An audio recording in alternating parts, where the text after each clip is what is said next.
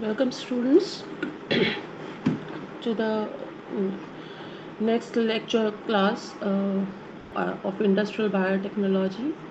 Now we will be discussing with the different kind of products that we can obtain during a fermentation process.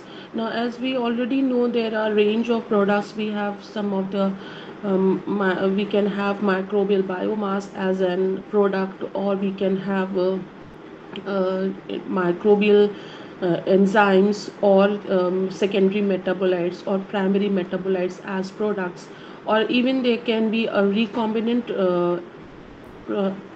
substances that we can obtain through industrial fermentation. Now we are today we will discuss a special class of products that we can obtain through fermentation processes, and these are your transformed products. Now transformed products, in general, if you do it by chemical synthesis, then you are changing the functional group or of the compound, so that its commercial viability is improved. Now, if this process is done in turn by any biological substance, then that process will be known as a biotransformation. So, any product that is being obtained by this particular technique or strategy is known as a biotransformation product. Now, how do we define it? The biotransformation is any structural modification in a chemical compound by organisms or enzyme systems that lead to formation of molecules with relatively greater polarity. Now this is there are structural changes, maybe some new functional group is added, or a functional group is changed from uh, maybe alcoholic group to acidic group, or a keto group, or there may be hydrogenation. So there are various structural modifications that are incorporated into the chemical substance, and the industrial value or the commercial value of that substance increases, and with the polarity also increases. Now this process, this mechanism has been developed by the microbes to acclimatize to the environmental changes, and this has been exploited by the commercial people, by the industrialists, to be used in various biotechnological processes. Now, the most important significant aspect of this biotransformation is that it maintains the carbon skeleton after obtaining the products. So there is no change in the number of there is no change in the uh, carbon skeleton of the product and the raw material. Then it the process, because we are doing it in industry and we want to do it on commercial scale, then here the transformation process is carried out by the use of any biological system that would catalyze the conversion of compound from one form to the other. The catalyst part can therefore be the whole cells, or the cellular extracts, or the isolated enzymes. Now these transformation mechanisms, they can be categorized as either oxidation, reduction, hydrolysis, isomerization, condensation, or introduction of functional groups. So there are various methods by which this transformation can take place, and this transformation is brought about by the biological systems. That may be your whole cells, complete living cells, or maybe their cellular extracts, or maybe there have been some isolated enzymes, maybe in the form of whole enzymes as immobilized enzymes or free enzymes. Now, what kind of conversions can occur? Now, I've told you that the changes may be classified as oxidation, reduction, hydrogenation, or so on and so forth. So, what are those substrates? What compounds are being converted? So, first is the reduction of your aromatic carbonyl compounds. Now, here they may be alpha substituted carbonyl compounds or alpha hydroxyketones, or they may beta and gamma substituted carbonyl compounds or ketones, or alpha beta diketones. And there may be masked carbonyl compounds or activated double bonds or acyclic and cyclic ketones, or there may be a reductive amination of the keto acids. Then another reactions those are possible are oxidation or hydroxylation of the unactivated saturated carbons. The polyunsaturated fatty acids, or the epoxidation and dihydroxylation of alkenes, or the aromatic compounds, that is the unsaturated diols, or the hydroxylated compounds and aldehydes, diols, etc. Or there may be an enzyme catalyzed Baeyer-Villiger oxidation, or the organic sulfides, or that is sulfoxidation. Then there may be hydrolysis of esters of alcohol, of the acyclic alcohols, or the hydroxyenols and esters, or the esters of cyclic alcohols, or there may be esters of acyclic diols or acyclic monoesters. So these are being transformed, are being hydrolyzed to another components, and the mechanism is through hydrolysis. Or there may be hydration if reactions in which the nitriles, amides, or the carbon double bonds may be hydrated. Then there may be transesterification, that is reversion of hydrolytic reactions of racemic alcohols with activated esters, the racemic alcohols with activated esters, or the irreversible transesterification with vinyl carboxylates. There may be changes in the ring structure also. The ring may be either closed or opened enzymatically. Example is your lactone formation from hydroxy esters, or the ring opening of the dendrites. Then there may be asymmetric glycosylation, acylation of amines, biocatalytic carbon-carbon bond formation, or additions and eliminations in any complex, or the isomerization of sugars or sugar phosphates. Then there may be racemization of the amino acids, or biotransformation of organometallic compounds. The other reactions may include reductions, oxidations, hydrolysis, and esterification. Now these reactions may be that one kind of compound is being converted into another kind of compound with the help of a single enzyme. Now in a microbial system, in a organism, there are many enzymes that are working at a single time.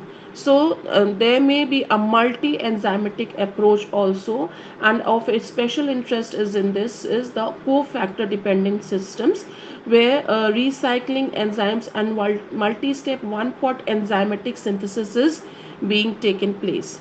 So here you are putting the substrate and number of enzymes all together, and then the transformed product is being obtained. Then what kind of biocatalysts you can use in these biotransformation? Now as already discussed, there can be the whole cells, or there can be isolated or immobilized enzymes, or the plant cells, or even in recent time catalytic antibodies have also been used as biocatalyst in this biotransformation. Now in case of microorganisms, the examples are your baker's yeast, Pseudomonas species, or the Aspergillus niger, or the Rhizopus species. Now the benefit or advantage with these microorganisms is that they can be easily available and no further processing is required before use. So they are ideal choice because they have the surface volume ratio is very high. The conversion of the substrate is very easily possible because they have high surface available in comparison to the volume that they cover. Then their growth rate is very higher, and this reduces the time of biomass transformation. So the product formation can start at a very rapid rate. Then metabolism rate is also very high in microbes, and this leads to the efficient transformation of the substrate. Then the sterility requirements or the contamination requirements. Here it is easy to maintain sterile conditions when the microbes are being utilized. Then isolated enzymes or the immobilized enzymes, they may be mostly lipases are used for the hydrolysis or the formation of esters or aldolases or glycosidases. Then plant cells, higher plant cells have also been utilized, although this strategy is not very popular, but still some of the species, that is Datura carnata, Nicotiana tabacum, Catharanthus roseus, they have been utilized for the biotransformation reactions. Then catalytic antibody, that is a recent development, that is antibodies are raised in response to small molecule transitions states analog to the antigens. So similar to antigens, these catalytic antibodies are raised in response to small molecules, and these antibodies then function as your biocatalyst for the biotransformation reactions. Now, what are the advantages of biotransformation? How we can, why do we need to favor it in comparison with the fermentation strategies? Now, here it is, this technique can be easily executed or used with the everyday organic chemical laboratory equipments. Whatever equipments you are having in your laboratory, all those equipments can be easily used in these methodologies. So you don't need any sophisticated or specialized instruments. Then these reactions have high chemo, regio, and stereo selectivity. So where the structure, where the functional group will be modified or changed, or in which region of the molecule the reaction will occur, or what will be the stereo.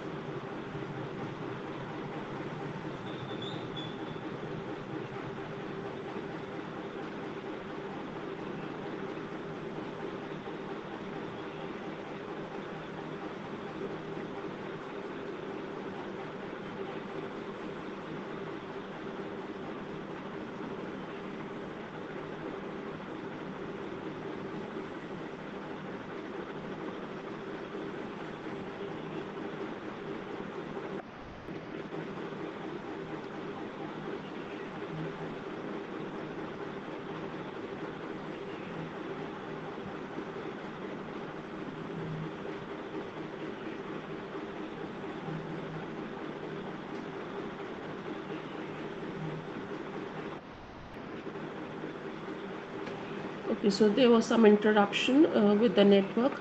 So we continue with this. So here there is a specificity or selectivity as to the changes that occur in the in the components of the substance or the substrate. Now here the reactions that we carry on in biotransformations, they can work at nearly neutral pH or the ambient temperature and the simple atmospheric pressure. So they are working at very mild conditions, and you don't need any specific rigid specialized or extreme conditions for the reactions to occur.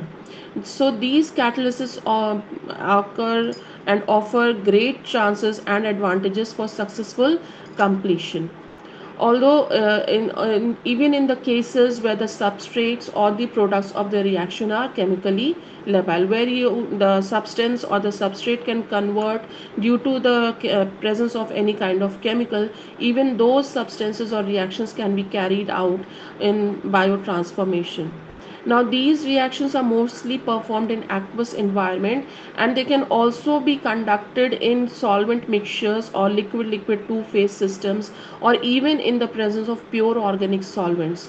So that gives you an advantage uh, to perform the reactions in various solvent environments.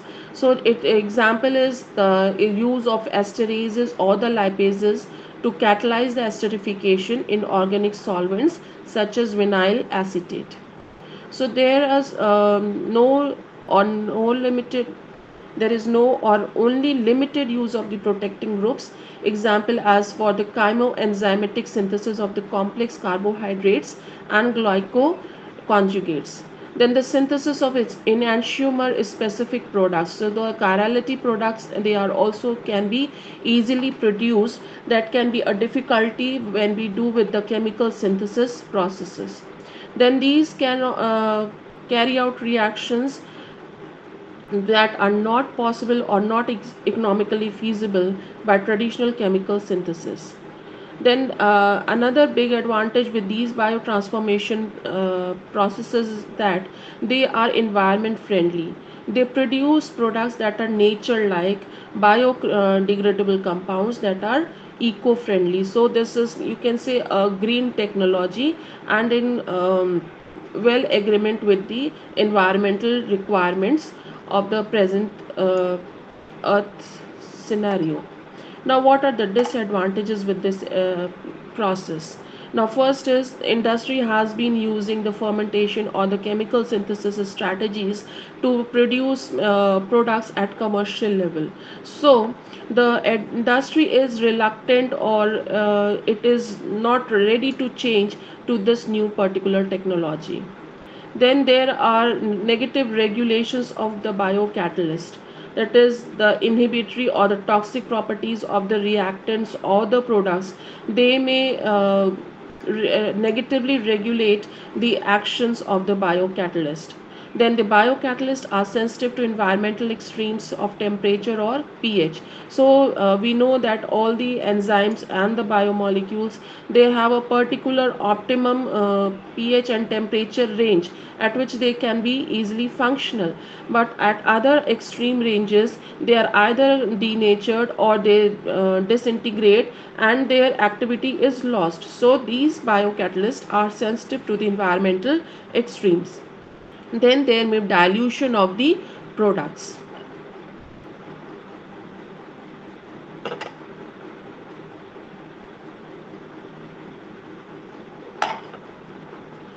Then when we start for biotransformation or biocatalysis, then we need to understand what are the aspects that we need to deal with.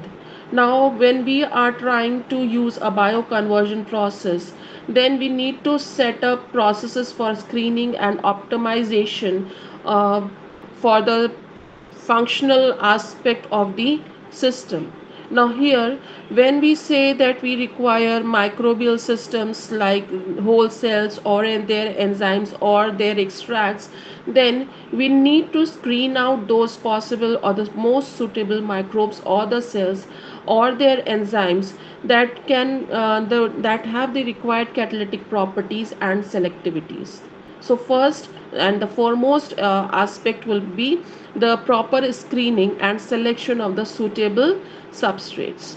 Then there should be screening for optimum conditions for culture growth and the production of the desired enzymes. So you need to optimize at what temperature, at what pH, how much pressure is required, and at what particular enzyme will be best for the conversion of the substrate to the product. That screening has to be done. Now in some cases this may be a very expensive work or maybe human intensive work where the enzyme expression is not constitutive, that you are trying some kind of, maybe you are trying with recombinant enzyme, and that recombinant enzyme is not naturally being expressed by the cell, normal cell, so that expression is not constitutive. In those conditions, the screening process may become very laborious. And in this case, the best and the most economical process parameters, such as the conditions for the enzyme induction and right harvesting time, has also to be ascertained. Then screening for the optimum reaction conditions with whole cells, crude or purified enzymes, including engineering and technological aspects such as cofactor regeneration, immobilization, or the type of reactor that you will be utilizing, and so on, need also be ascertained. Then optimization of the biocatalyst by directed evolution or other enzyme engineering technologies may be also required in order to obtain the ideal biocatalyst under the given process conditions. Now, the modes of operation. The system for biotransformations may be performed in simple bioreactors, and they may be worked under the batch or the fed batch mode, where the whole cells or in free or immobilized may be used in the aqueous environment. Then there may be continuous application of the whole cells in the immobilized form in aqueous environment, or there may be application of the whole cell in two liquid phase system or multi-phase system, or in the form of micelles. Then the acetone dried or the permeabilized cells may also be utilized for biotransformation reactions. Then another strategy is use of batch or fed batch application of the free, crude or purified enzymes in aqueous or organic environment. Then use of the polyethylene glycol PEG modified enzymes in the organic solvents. Or another mode of operation may be the continuous application using the immobilized enzymes. Then another strategy possible is you can use the enzyme membrane reactors, and the method of choice for the system, this particular system, will depend with the cofactor recycling of other reactions where very expensive enzymes are being utilized. Now, the procedure depends upon what kind of product, what kind of substrate we are using, and according to that, the decision will be taken whether you have to do it in a two components, two phase system, or a multi phase phase system, or a fed batch system, or a continuous system. So, depending on that selection, there are procedures that vary for each and every kind of product. So just we take up the summarized view. Now, if you are using vegetative cells, spores, resting cells, enzymes, or the immobilized cells or enzymes, then the process may vary. Now, if you are doing the process with growing cultures, then the strain is cultivated in a suitable medium, and then after the growth phase is assumed, then the concentrated substrate solution is added after suitable growth of the culture, approximately 6 to 24 hours. So the growth phase and the production phase both are separate. So first, in the growth phase, you develop the strain, you cultivate the strain in a suitable medium, and when the growth has been accomplished, at that time you add the concentrated substrate solution for the for the biotransformation reaction. Then the variant of this procedure is that you can use very large inoculum.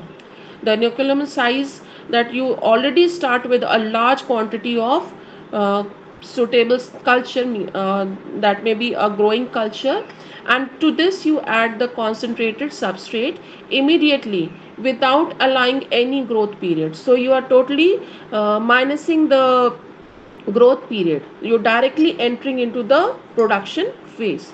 Now, emulsifiers such as Tween or solvents, that they may be used to help solubilize the poorly soluble compounds. So where the solubility is not very efficiently done, in those cases emulsifiers can be added.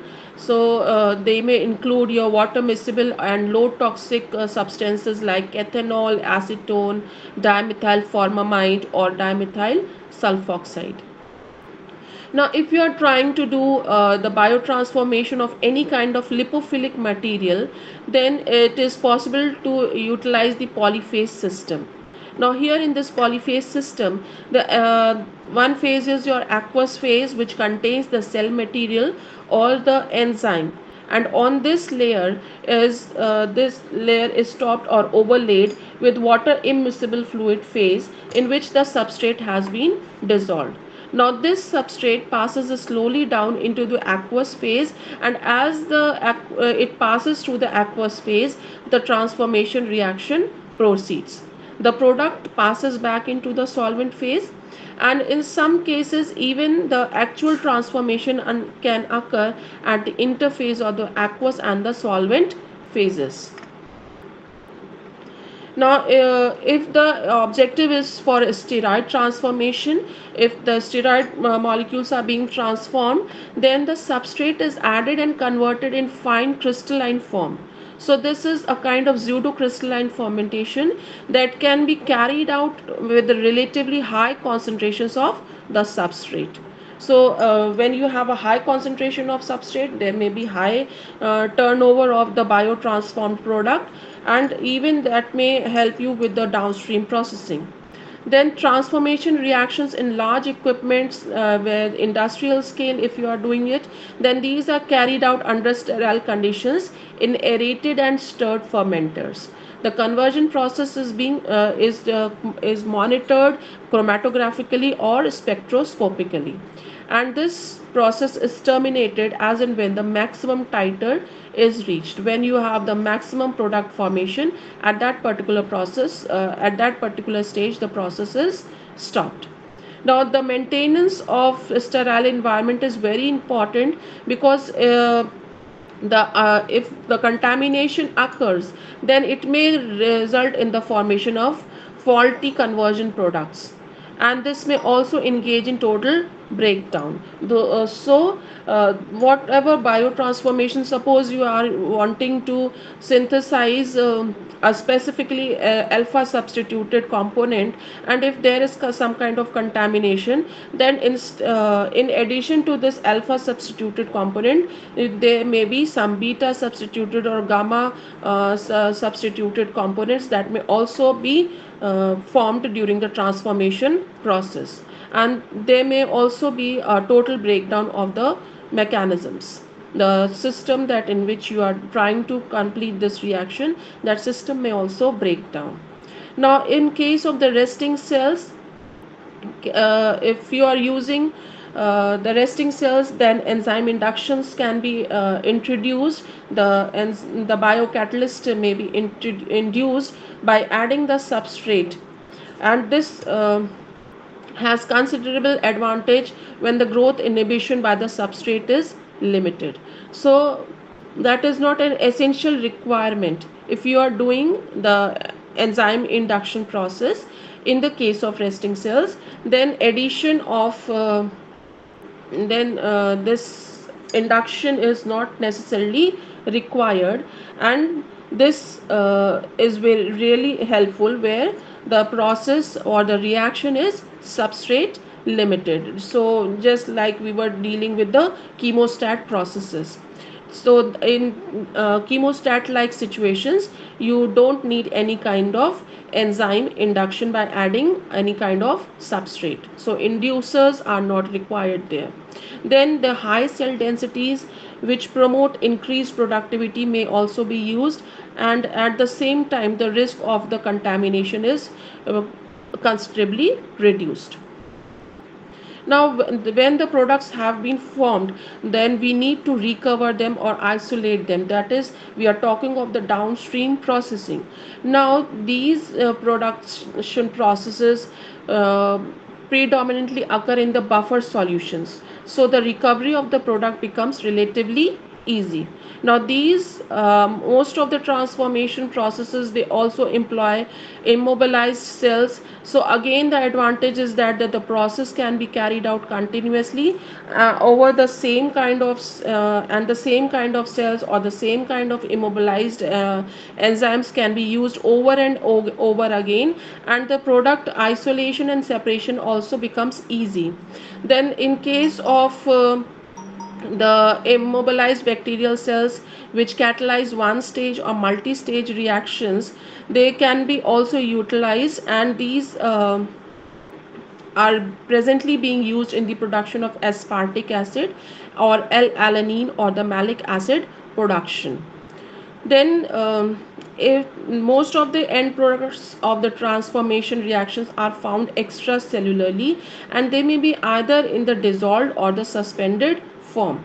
So here the cell material can be washed repetitively with water or organic solvents in order to detach the reaction products which can be adsorbed to the cell surface. So if you are repetitively washing the cells, then the surface will the adsorbed molecules will be removed or detached from the cell surface very easily, and you can isolate them from the uh, solvent substrates.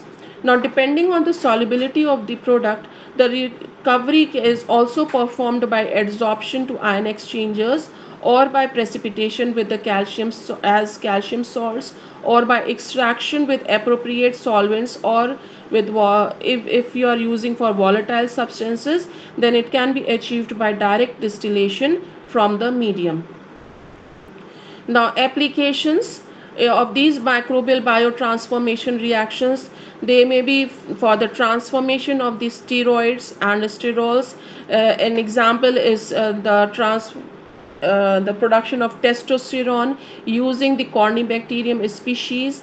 Then the transformation of non-steroidal compounds like dehydroxyacetone from glycerol with the application of the acetic acid bacteria such as Gluconobacter melanogeneus, or the development of the prostaglandins, that is they can be produced from unsaturated fatty acids by using pathogenic fungi such as Cryptococcus neoformans.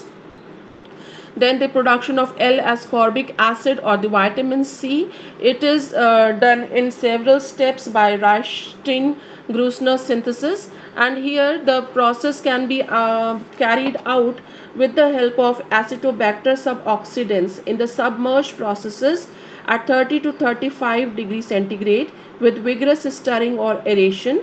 And this is the oxidation in this particular microbe oxidizes the D-sorbitol to L-sorbos. Then the process can be carried out in two steps.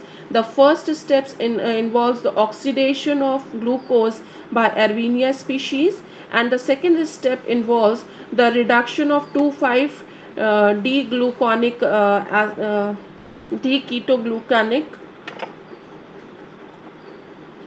acid to 2-keto 1-gluconic acid, that is catalyzed by the Corynebacterium species.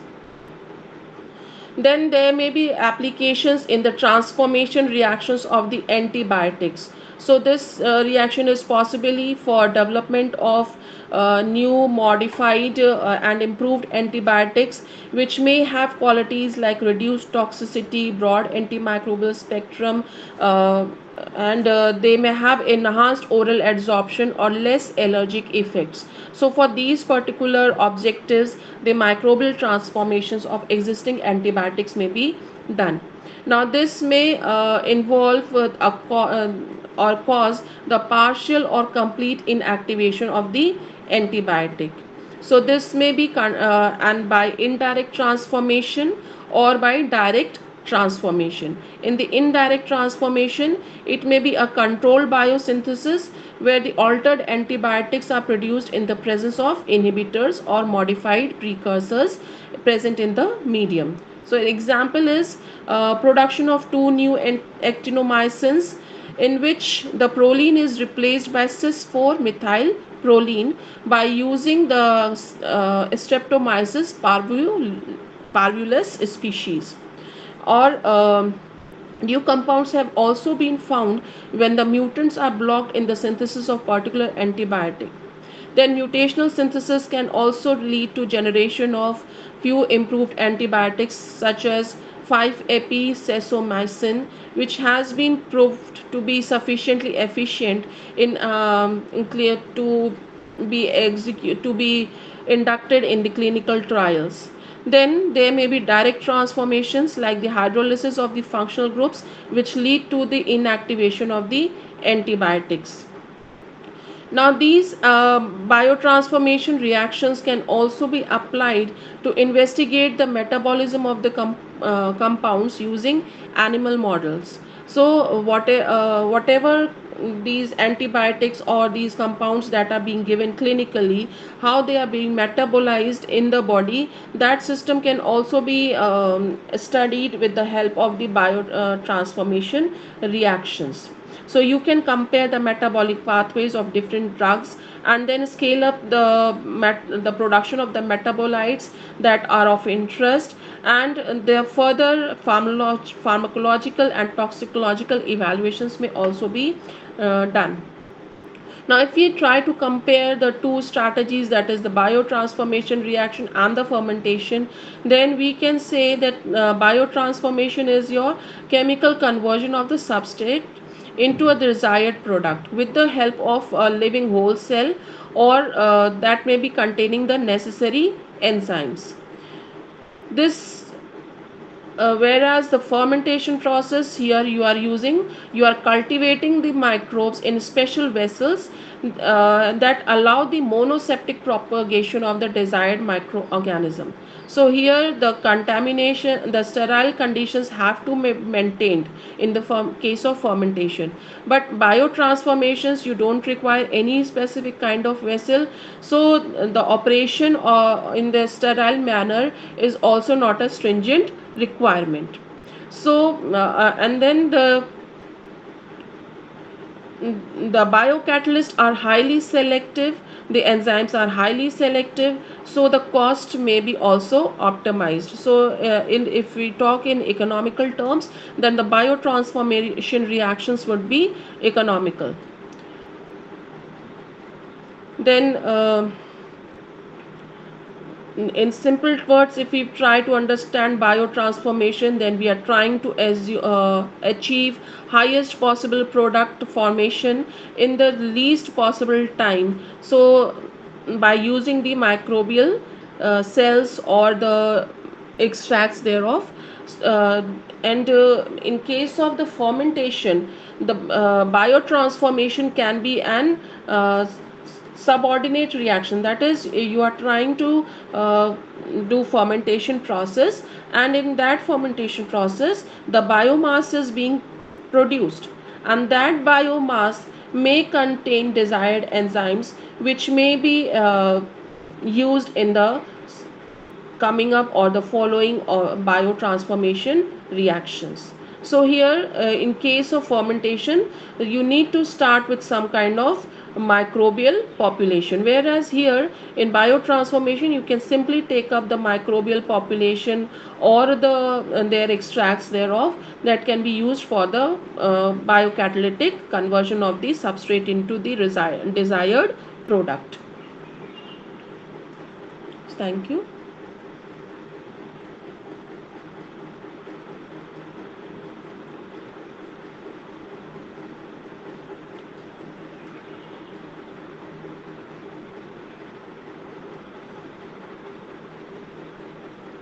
Thank you.